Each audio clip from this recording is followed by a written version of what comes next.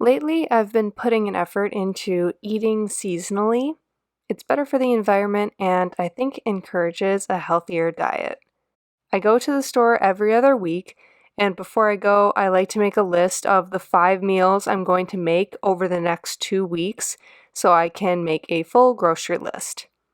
In my 5 meals, I always have a pasta dish, a soup or salad, a sandwich or burger or a wrap, a bootable type dish, and some type of tofu or tempeh based dish.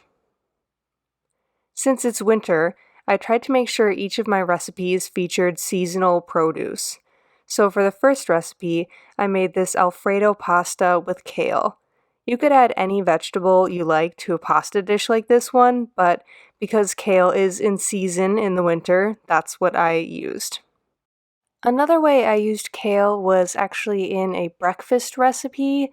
I used it in a green smoothie that I made. Typically, I eat the same thing for breakfast year-round.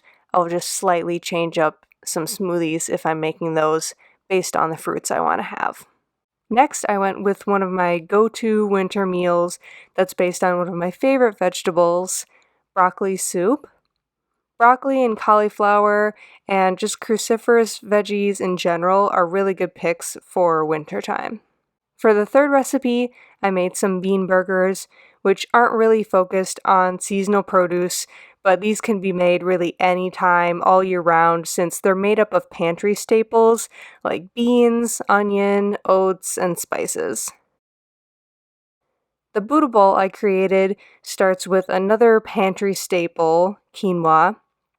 Then I added some white bean mash, and for winter season produce, I roasted up Brussels sprouts and sweet potato. I actually used some regular russet potato as well, I just didn't use it in this particular bowl. The last meal is tofu in an orange glazed sauce with some frozen veggie fried rice.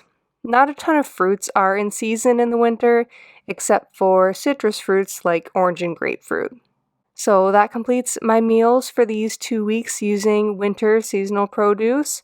Hopefully you enjoyed this video, and thanks for watching.